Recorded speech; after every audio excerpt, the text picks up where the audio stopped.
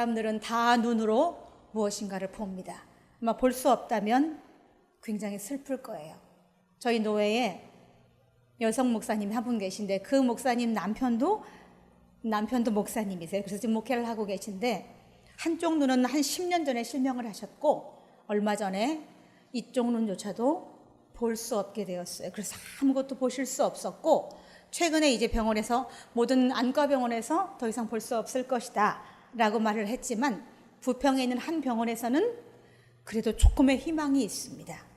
이 조금 주사 비용이 비싸긴 하지만 맞으면 그래도 조금이라도 볼 수 있는 가능성이 있으니 이 주사를 한번 맞아보십시오. 그리고는 한 대에 100만 원 하는 주사를 며칠 전에 이제 처음으로 맞았어요.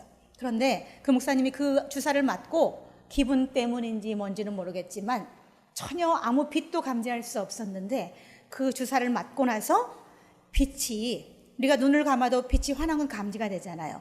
빛이 감지가 된다라고 말씀을 하시더래요. 그러면서 굉장히 예민해 계시다는 거예요. 그 남편 목사님을 수발을 드는데 너무 예민해서 너무 힘들다라고 합니다. 근데 그 목사님, 남편 목사님은 그런데요.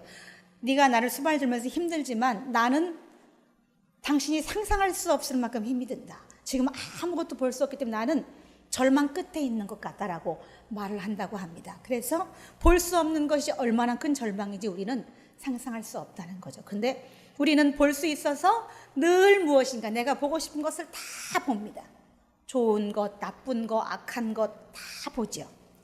우리가 버스를 타고 이렇게 지나가다 보면 밖에 풍경이 보여요. 요즘 같은 경우는 이제 노랗게 익은 벼들이 이제 구동문 그 근처를 보면 보여요. 그래서 가을이 되었구나, 추수 때가 되었구나 이렇게 느끼게 되죠. 그리고 또 밖에는 돌아다니는 수많은 사람이 있어요.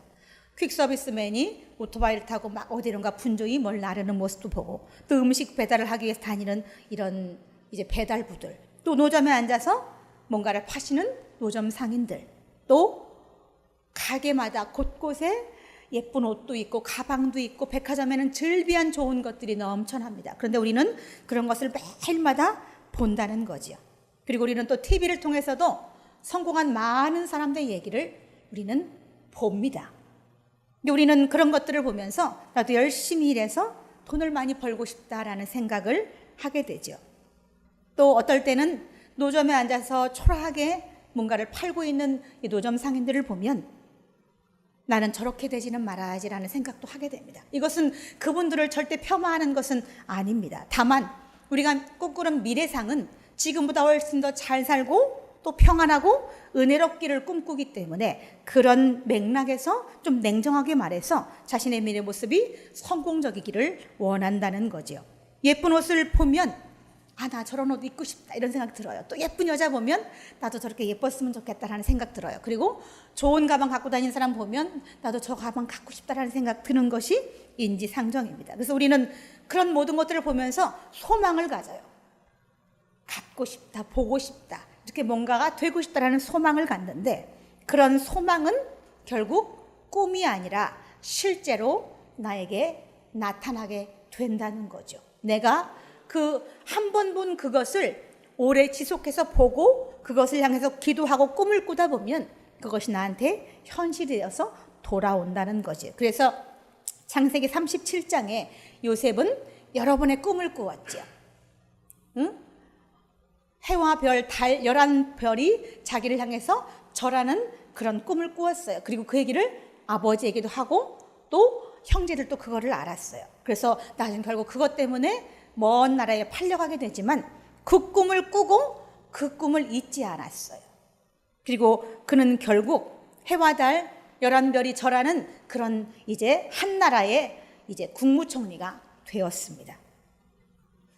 우리는 이렇게 상상하는 것들을 실제로 우리가 진짜로 경험할 수 있다는 거죠. 그것을 상상하는 것들을 기도를 더한다면, 내가 머무는 시선이 어디에 고정되었다면 그것을 위해서 우리가 끝없이 기도한다면 그것이 현실이 될 수 있다는 거죠. 이 초등학교를 3개월밖에 다니지 않은 에디슨이라는 천재 과학자가 있었어요. 그 아이는 무엇인가를 늘 관찰하는 것을 좋아했어요. 그래서 이 닭이 계란을 품는 것을 보고는 그 실제로 그 계란을 자기가 품어도 보았다고 그래요. 거기서 부화돼서 나오는 그 병아리를 보기 위해서. 그리고 기차에서 신문을 팔면서 그 기차 한 켠에 연구실을 만들어서 연구를 하다가 이 기차 안에 불을 내고 쫓겨나기도 한 적도 있었다고 그래요. 그는 보이는 것이 너무 많았어요. 그리고 궁금한 것도 많았어요. 그래서 그 궁금한 것들 속으로 늘 들어가려고 했어요. 그는 결국 1200개가 넘는 발명을 했다는 거죠. 그리고 인류에 가장 유용하게 쓰이는 전구를 에디슨이 발명을 했습니다. 이 초등학교 3학년밖에 다니지 않은, 아니 3개월밖에 다니지 않은 이렇게 학문이 적은 이런 에디슨이 어떻게 이렇게 엄청난 일을 할 수가 있었을까? 그것은 쉽게 얻은 결과는 절대 아니라고 말합니다. 그의 일대기를 보면 그는 실험을 할 때, 이 전구 실험을 할 때 1200번, 또 혹은 어떤 사람은 1500번의 실패를 거듭했다라고 말하고 있습니다. 이 마태복음 18장 22절에는 7번씩 70번씩이라도 형제를 용서라는 말씀을 하세요. 그래서 7번씩 70번이면 490번인데 불가능한 숫자라고 우리는 얘기를 합니다. 그런데 이 에디슨은 1500번에 걸친 실패를 거듭하면서 전구 하나를 만들었다는 거예요. 이 실패는 인간을 무력하게 만듭니다. 그래서 뭔가를 실패하게 되면 나는 아무것도 할 수 없으라는 그런 좌절을 맛보게 된다는 거죠. 그런데 이 에디슨은 1200번에서 1500번에 거듭되는 또 한 가지를 놓고 하는 1500번에 달하는 실수를 하면서도 무기력해지지 않았다는 겁니다. 그 많은 실패에서 낙오되지 않았는데 어떻게 그렇게 될 수가 있었을까? 그는 그 수많은 실패를 하면서도 좌절하지 않은 것을 보면 이 사람들의 찬사를 받아서 마땅한 인물입니다. 그가 전구를 만든 것이 아니라 그가 인내했던 그 부분에 대해서 찬사를 받아서 마땅하다는 거죠. 근데 요즘 사람들은 인내하지 못합니다. 다 사람들이 마치 화가 난 듯한 느낌이 들 때가 많습니다. 한번 이렇게 툭 건드리면 그 속에 있는 감정들이 폭발하듯이 막 사람들이 격해지는 것을 우리는 수도 없이 봅니다.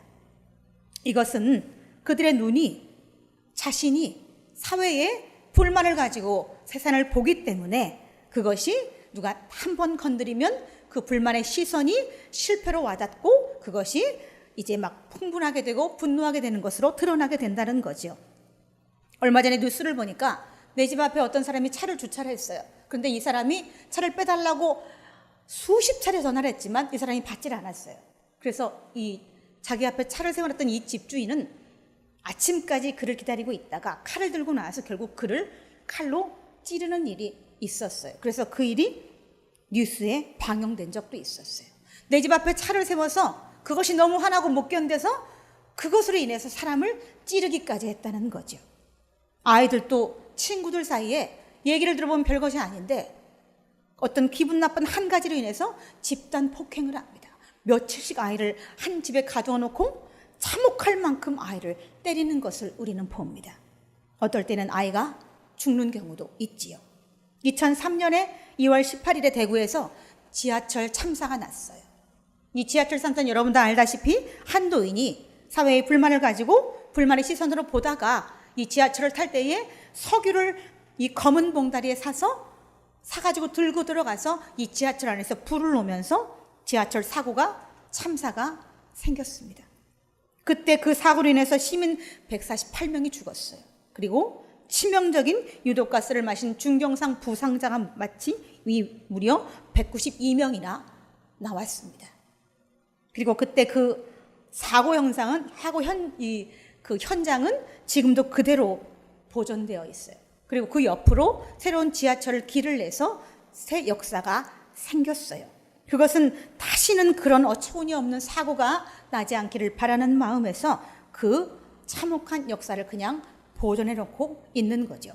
한 노인의 삐뚤어진 이 시선 때문에 이렇게 어마어마한 일이 생겼고 이 수백 명에 달하는 사람이 죽거나 치명적인 부상을 입게 되었다는 거죠. 그런데 이 에디슨은 어디를 어떻게 보았기에 많은 실패 가운데 좌절하지 않을 수 있었을까?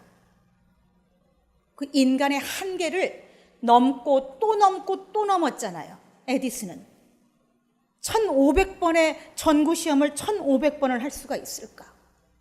저는 100번만 해도 대단하다는 말을 찬사를 보낼 수 있을 것 같아요. 그런데 어떻게 1500번을 넘어서 그가 한계를 넘어서 경지에 올라서 이렇게 밝은 전구를 발명할 수 있었을까? 그가 남긴 말들이 이렇습니다. 어려움을 딛고 일어서십시오. 노력하십시오. 포기하지 마십시오. 현실에 만족하지 마십시오. 용감해지십시오. 신념을 가지고 전진하십시오. 라는 말을 그는 이런 말들을 계속 자신에게 되뇌이면서 1500번의 실패를 했기 때문에 그는 무너지지 않을 수 있었어요. 그래서 이는 이런 모든 실패가 그에게는 그냥 훈련이었어요. 우리가 훈련을 받으면서는 시험에 들지 않잖아요, 보통. 왜? 그냥 훈련이라고 생각하기 때문에 그 훈련을 통해서 우리가 넘어지지는 않는다는 거죠. 그래서 이 에디슨은 그의 눈이 이 어려움과 시련들이 다 자기에게 시험이라고 자꾸 되뇌였기 때문에 그 엄청난 1500번의 실패를 경험하면서도 놀라운 발명을 결국 일궈낼 수 있다고 그는 그렇게 고백했습니다. 오늘 이 히브리서는 우리가 믿음장이라고 말하죠. 히브리서 뒤에 나오는 이 야고보서는 행함장이라고 말합니다. 믿음에 행함을 더한다고 해서 행함장이라고 얘기하는데, 이 히브리서를 우리가 믿음장이라고 하는데, 이 히브리서는 이 믿음은 바라는 것들의 실상이라고 말합니다. 믿은 대로 실상 되어진다라는 얘기지요. 이 바라봄의 법칙이 적용되는 이 성경이 바로 히브리서라고 하는 성경입니다. 눈에 보이지 않는 믿음을 따라가다 보면 결국 그 믿음이 눈으로 보여지게 된다라는 거지요. 그러나 성경 야고보서 4장 3절에 보면 구하여도 받지 못하면 정욕으로 쓰라고 잘못 구하기 때문이라고 말씀하십니다. 우리가 구할 때 잘못 구하면 받을 수 없을 때도 있어요. 하지만 그런 것들을 제외한다면 이 믿음장은 우리가 보이지 않는 하나님을 따라갈 때 우리가 무엇인가를 보게 되는 그런 성경이라고 말할 수 있다는 거죠. 인도에서 평생을 헌신하고 살았던 테레사라고 하는 수녀가 있어요. 이 테레사 수녀는 인도인들에게 예수 믿으십시오라는 말을 한 적이 없다고 그래요. 실제로. 그러나 이 테레사 수녀를 통해서 수많은 인도 사람이 크리스찬이 되었다라는 얘기지요. 하지만 이 인도를 지배했던 영국이라는 나라에서 선교사들이 무수히 파송이 되어서 그들이 이 인도에 와서 예수 믿으시라는 얘기를 수도 없이 많이 전했습니다. 그런데 인도인들은 그때는 예수를 믿지 않았다고 그래요. 인도를 지배하면서 전하는 이 복음은 그들의 마음을 얻을 수 없었어요. 하지만 아무런 예수 믿으시라는 말도 하지 않았던 이 테레사 수녀는 수많은 인도 안의 크리스천들을 만들어냈다는 거죠. 이 테레사라는 수녀는 인도의 캘커타에서 평생을 살았어요. 그리고 그곳에는 지금도 이 테레사 수녀의 흔적이 굉장히 많이 남아 있습니다. 그가 곳곳에 뿌린 그 복음의 씨앗들이 곳곳에 남아 있다라는 거죠. 한 여자 때문에 나약하고 작았던 한 여인으로 인해서 이 기독교를 거부했던 인도라는 땅에 복음이 뿌려졌다는 거죠. 도대체 테레사는 인도에서 무엇을 보았을까? 내 눈이 머무는 곳이 어디냐에 따라서 인생이 달라질 수 있다라고 제가 말씀을 드렸는데, 이 테레사 수녀는 과연 무엇을 보았을까? 이 테레사 수녀는 1979년에 노벨 평화상을 받았습니다. 그리고 수락 연설문에서 이렇게 말했습니다. 나는 주님을 사랑하지만 내 이웃을 사랑하지 않습니다. 라고 말하는 것은 옳지 않습니다. 성 요한은 이웃을 사랑하지 않으면서 주님을 사랑한다 하는 것은 거짓이라고 말합니다.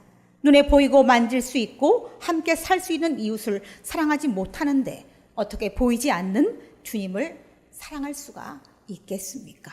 라는 연설문을 했다고 그래요.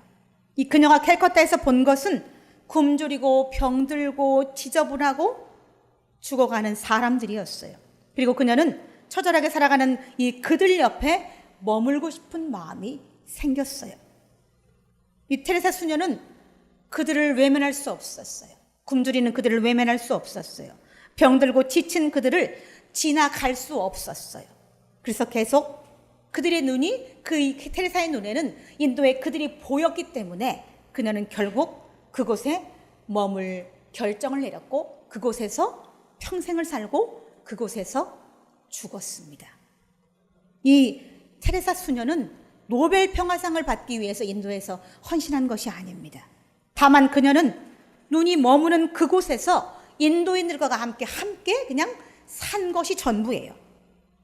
그러나 세상은 이것을 사랑이라고 말합니다. 또 헌신이라고 말합니다. 이 테레사는 이 인도에 남노하고 추한 그들을 보았다면 아마 평생을 거기에서 머물 수는 없었을 거예요. 단기 선교를 가서 봉사를 하고 돌아갔을 거예요. 그녀는 이 바라봄의 법칙에 의해서 신앙의 근거에서 그곳에서 머물렀던 거죠. 예수님의 그녀의 사랑을 평생 그곳에 머물 수 있는 마음을 주셨기 때문에 그녀는 믿음이라고 하는 그것을 가지고 이 인도의 캘커타에서 그들과 함께 할 수 있었다는 거죠. 그래서 그녀가 가지고 있는 그것을 우리는 믿음이라고 말합니다. 오늘 이 히브리서 11장 6절의 말씀은 수도 없이 되뇌이는 말씀이에요. 믿음이 없이는 하나님을 기쁘시게 하지 못하나니 하나님께 나아가는 자는 그가 계신 것과 그가 자기를 찾는 자들에게 상 주시는 이심을 믿어야 할지니라. 그래서 그냥 입만 벌리면 줄줄줄 나오는 게 이 말씀이에요. 근데 이 말씀이 요구하는 것들이 있다는 사실을 여러분 아십니까? 이 말씀은 여러 가지를 우리에게 요구하고 있습니다. 이 말씀에서 요구하는 첫 번째는 믿음은 하나님을 기쁘시게 한다는 것입니다. 이 절대자를 향한 믿음은 또 다른 위대한 인물을 만들었어요. 테레사 수녀 같은 그런 인물을 만들어냈지요. 믿음은 믿음인데 어떤 믿음이 하나님을 기쁘시게 하는가? 여호수아서 3장에는 요단강을 건너가기 위해 서 있던 이스라엘 백성들이 나옵니다. 이스라엘 백성들 앞에는 언약궤를 맨 제사장들이 있었어요. 근데 이 언약궤를 맨 제사장들은 이 급하게 흘러내린 범람하는 요단강 물에 발을 담갔습니다. 물살도 세고 물의 양도 많았어요. 근데 이 언약궤를 맨 제사장들은 이 범람하는 물을 보았지만 하나님이 그 물길을 열어서 요단강을 건너갈 수 있다는 믿음이 있었어요. 그리고 물살의 거센 물속으로 발을 담갔습니다. 그때 거세게 흐르던 물은 위에서 멈추어 섰습니다. 오늘 11장, 이 히브리서 11장 6절이 말하는 하나님이 기뻐하시는 믿음은 바로 이런 믿음이지요. 도저히 상상할 수 없는 이 언약궤를 맸던 제사장이 범람하는 물에 발을 담글 수 있는 그런 믿음이 바로 믿음이라는 겁니다. 이 사무엘상 1장에는 한나의 약속이 나옵니다. 한나는 하나님께 기도를 했고 하나님께서 아들을 주시면 그 아들을 하나님께 드리겠다는 약속을 했고 그 아들을 실제로 하나님께 드렸습니다. 이것이 하나님이 기뻐하시는 믿음입니다. 또 사도행전 9장에는 도르가라고 하는 은밀한 이 구제를 한 여인에 대해서 말하고 있습니다. 그 은밀한 구제는 그녀가 죽을 때까지 지켜졌어요. 아무도 몰랐어요. 그런 아름답고 선한 일을 했지만 한 번도 자랑하거나 우쭐대지 않았어요. 이것이 하나님을 기쁘시게 하는 믿음이라고 우리는 말합니다. 이 필리핀에서 평생을 의료봉사를 했던 박누가라고 하는 선교사가 있습니다. 그는 필리핀에서 외과 의사로서 30년의 긴 시간 동안 이 의료로 복음을 전하다가 죽었습니다. 그는 그곳에 있는 30년 동안 장티푸스, 콜레라, 이질 이런 온갖 질병을 달고 살았다고 그래요. 그런데 그는 그곳을 떠날 수 없었습니다. 그는 외과 의사라고 하는 좋은 직업이 있었기 때문에 한국에서 그가 병원을 운영했다면 아마 평화롭게 잘 살 수 있었을 거예요. 그러나 그는 그 모든 것을 다 버리고 가장 나약하고 힘이 없고 연약한 필리핀이라는 곳으로 가서 오지로 돌아가서 30년 동안 복음을 전하며 이제 의료봉사를 했다는 거죠. 그러는 그렇게 하다가 2004년에 위암 말기 판정을 받았습니다. 그러나 하나님께 간절히 기도했고 그는 극적으로 하나님의 치료를 받았지요. 그리고 그는 계속해서 그 이후에는 하나님 살려주신 것을 인해서 더욱 분명한 이 삶의 이유를 가지고 필리핀에 선교를 했습니다. 그러나 불행하게도 2016년에 다시 그의 암은 재발했습니다.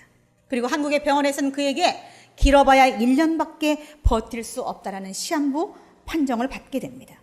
그러나 그는 그 판정을 받고도 다시 필리핀으로 돌아갔습니다.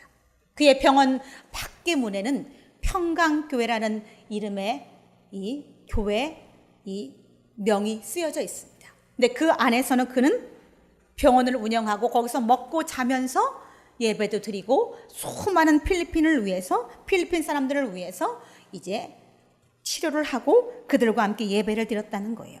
그는 죽기 얼마 전까지도 그 몸을 해서 오지를 다니면서 그들에게 내가 이제 더 이상 여기를 올 수 없다라는 얘기를 하면서 그들을 치료했습니다. 그리고 올해 8월 26일에 그는 고단하고 아팠던 삶을 위로하고 하나님의 부르심을 받았습니다.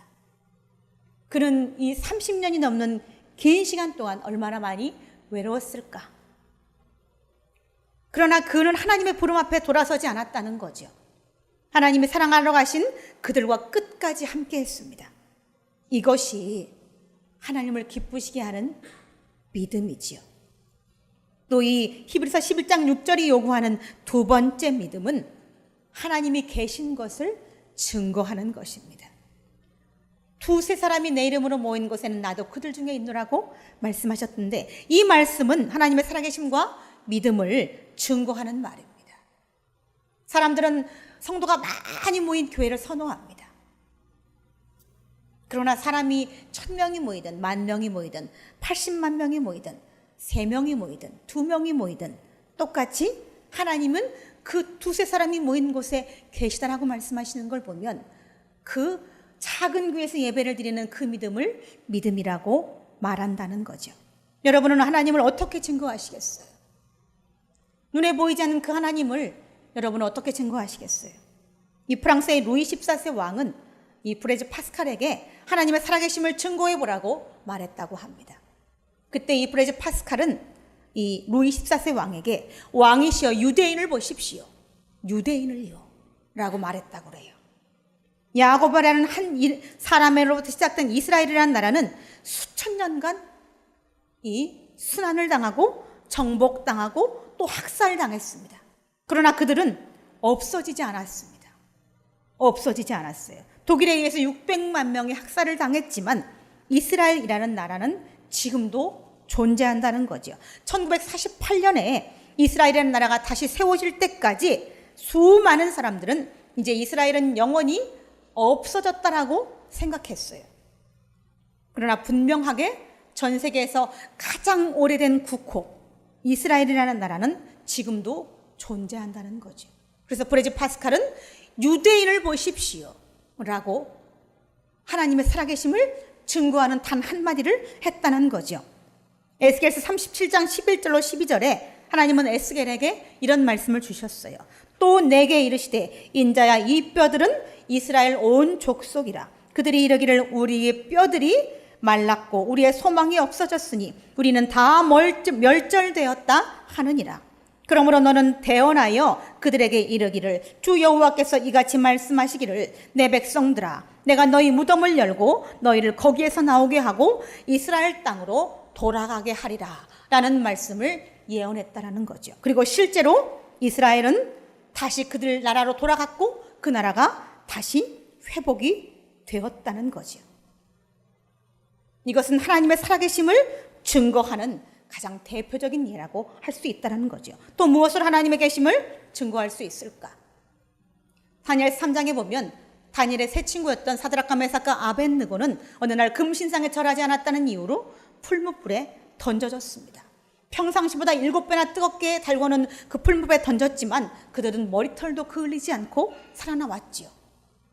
이것이 하나님의 살아계심의 증거입니다. 다니엘도 그랬지요. 사자굴에 던져졌지만 굶주린 사자가 다니엘을 잡아먹지 않았어요.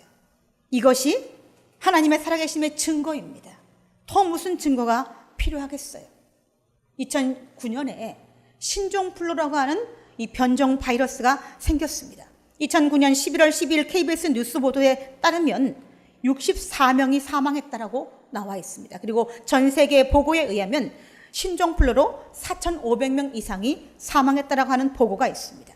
근데 그 중에 우리나라의 탤런트 이광기 씨는 6살 아들을 그때 잃었죠. 그래서 우리는 TV를 통해서 모두 그것을 보고 안타까워하던 그런 때가 있었어요. 그때 저희 둘째 딸도 신종플루에 걸렸었어요. 일주일 동안 40도가 넘는 이 고열이 가라앉질 않았어요. 그래서 침상에 누운 우리 둘째를 붙잡고 저와 우리 딸은 기도만 했습니다. 그리고 3번째 병원을 내원했을 때에 신종플루라고 하는 판정을 받았고 타미플루라고 하는 약을 처방받아서 그 약을 먹고 5시간 만에 일주일 동안 내리지 않던 그 열이 내려서 살았습니다. 그런데 그때 알지 못했던 사실 하나를 제가 최근에 알게 되었어요. 요즘에 OCN이라는 이 방송에서 이 손도 게스트라고 하는 이 드라마가 나오고 있어요. 근데 이 드라마를 보는데 우리 둘째 딸이 거기에 나오는 이 악령의 속삭임을 듣더니 엄마 내가 신종플루 때 그 일주일 동안 내내 누워있을 때 저 소리를 들었어 라는 얘기를 저는 처음 들었어요. 그 얘기를 연태까지 전혀 몰랐다가 40도를 넘는 그 일주일 동안 누워있던 그 시간 동안 매일마다 이 소리를 들었대요. 이 악령에 막 귀에 대고 속삭이는 소리를 계속해서 들었다고. 화장실을 갈 때에도 그 소리가 들렸다라고 말할 정도로 일주일 내내 그 소리를 들었다라고 엊그저께 저한테 그 얘기를 해줘서 내가 깜짝 놀랐습니다. 죽음의 그늘이 드리워진 채로 일주일을 누워 있었던 거예요. 근데 저는 그걸 몰랐어요. 쟤는 그게 무엇인지도 몰랐고 TV를 보면서 엄마 내가 저랑 똑같은 저 악령의 속삭임 같은 저런 똑같은 소리를 신종플루 때 일주일 내내 들었어. 이 헬렌 켈러라고 하는 여자가 있었죠. 그 여인은 고열로 3일 동안 고열에 시달리고 결국 그는 이 눈도 귀도 또 말할 수도 없는 사람이 되었어요. 고열 3일 동안 앓는 동안 이런 3가지의 장애를 입었다는 거죠. 근데 우리 둘째 딸은 이 고열 40도가 일주일이 갔어요. 그래서 나중에는 얼굴이 몸이 새카맣게 정도 보일 정도로 그 정도 열이 일주일을 넘게 지속되었어요. 이 헬렌 켈러는 3일 만에 3가지의 장애를 입을 만큼 치명적인 그런 장애를 입었는데 우리 아이는 그거에 2배가 넘는 시간 동안은 40도를 넘어다니면서 고열이 있었지만 저렇게 정상으로 잘 자랐습니다. 아무런 장애도 입지 않았어요. 저는 하나님께 영광을 돌립니다. 사단은 우리 딸의 영혼을 빼앗으려고 그렇게 일주일 동안 계속 귀에 대고 속삭였지만 저는 기도했고 제가 기도할 때마다 우리 딸은 그때는 어렸지만 제가 기도할 때마다 아멘 아멘 하는 소리를 저는 들었어요. 그 아이가 정말 간절히 하나님께 기도하고 있구나 라고 하면서 하나님을 붙잡는 그 딸을 사단은 계속 우리 이 지혜를 데려가려고 했지만 하나님은 그 손을 놓아주지 않았다는 겁니다. 이것이 하나님의 살아계심의 증거입니다. 하나님은 살아계십니다. 그리고 지금도 말할 수 없는 탄식으로 우리를 위해서 간구하시는 분이 바로 하나님이시라는 거죠. 그래서 저는 우리 애들에게 늘 잠자리에 들 때 주기도문을 외우라고 말해줍니다. 그리고 혹시 잠자리에 들어서 눌리는 일이 생기면 꼭 나사렛 예수의 이름으로 물러가라를 3번 외치라고 늘 말해줍니다. 어제 그저께도 그 말을 해줬어요. 저는 수시로 그 말을 해줍니다. 잠들기 전에 꼭 주기도문을 외우고 자라. 이것은 하나님을 의뢰하는 거죠. 살아계신 하나님이 잠든 동안에도 지켜주시기를 바라는 마음으로 제가 우리 애들에게 잠들기 전에 꼭 주기도문을 외우라고 그렇게 말해주는 거죠. 우리의 영혼은 잠들어 있을 때도 하나님이 지켜주셔야만 온전하게 잠에서 깨어났을 때의 온전한 모습으로 깨어날 수 있습니다. 저는 잠들었을 때만 우리가 가위에 눌리는 것이 아니고 저는 실제로 깨어있을 때도 악한 영들을 상대해 본 적이 여러 번 있습니다. 실제 잠들지 않은 상황에서. 근데 저는 그때마다 예수 이름으로 물리쳤습니다. 물론 어려웠죠. 몸도 입술도 어떤 것도 움직이지 않아서 예수 이름으로 물러가라 하는 그 말을 한마디를 하기 위해서 1시간 동안 씨름한 적도 있었고 더 이상 씨름한 적도 있었어요. 그런데 분명한 것은 예수 이름으로 제가 일어날 수 있었다는 거죠. 그래서 우리는 늘 예수님의 이름으로 우리는 증거하는 삶을 살아가야 돼요. 예수의 이름으로 우리는 하나님 살아계심을 증거하는 삶을 살아가야 된다는 거죠. 우리는 살아계신 하나님을 마음의 눈으로 봅니다. 아무도 보지 못해요. 제가 전도 나가면 하나님을 증명해 보라고 말하는 분이 있어요. 그러면 저는 그렇게 말합니다. 당신은 내 마음속에 보이는 이 하나님이 보이지 않습니까? 나는 하나님이 보입니다. 라고 말해줍니다. 요한 3서 1장 2절에 보면 사랑하는 자여 내 영혼이 잘됨 같이 내가 범사에 잘되고 강건하기를 내가 간구하노라라고 하나님께서는 우리에게 말씀하십니다. 하나님은 우리의 영혼이 잘되고 또 범사가 잘되고 우리가 잘되기를 원하신다는 거죠. 근데 한때 이런 신앙을 기복신앙이라고 폄하하던 때가 있었어요. 분명히 1990년도에 2000년도 초반에 이런 신앙을 기복신앙이라고 막 폄하하던 때가 있었어요. 근데 분명 성경은 우리에게 내 영혼이 잘된 같이 내가 범사에 잘되고 강건하기를 내가 간구하노라라는 말씀을 하고 있다는 거죠. 그리고 성경 곳곳에는 하나님께서 우리에게 좋은 것을 주시기를 원한다는 것이 증거되어 있습니다. 민수기 6장 24절로 26절에 보면 여호와는 내게 복을 주시고 너를 지키시기를 원하며 여호와는 그 얼굴을 내게 비추사 은혜 베푸시기를 원하며 여호와는 그 얼굴을 너를 향하여 드사 평강 주시기를 원하노라라고 말씀하고 있습니다. 에스겔서 47장에는 하나님의 자녀가 사는 곳에 이런 말씀을 하십니다. 물이 되살아나고 강물이 이르는 곳마다 번성하고 모든 생물이 살고 또 고기가 심이 많고 강이 이르는 각처의 모든 것이 살고 강 좌우에 각종 먹을 과실나무가 자라고 열매가 끊이지 아니하며 달마다 새 열매를 맺는다라고 하나님의 자녀들이 사는 곳에 그런 축복이 있다라고 말씀하십니다. 하나님은 우리에게 상 주시는 것을 기뻐하시는 분입니다. 이 솔로몬은 1,000번제를 드리고 하나님께 상을 받았습니다.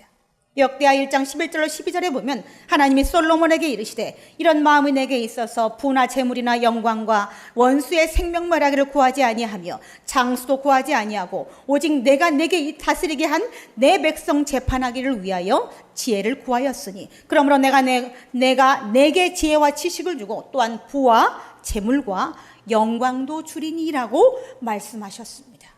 하나님은 분명 우리에게 지혜와 이 솔로몬에게 지혜와 지식을 주고 거기에 더불어 부와 재물과 영광도 주시고 싶다라고 준다라고 말씀하고 있다라는 거죠.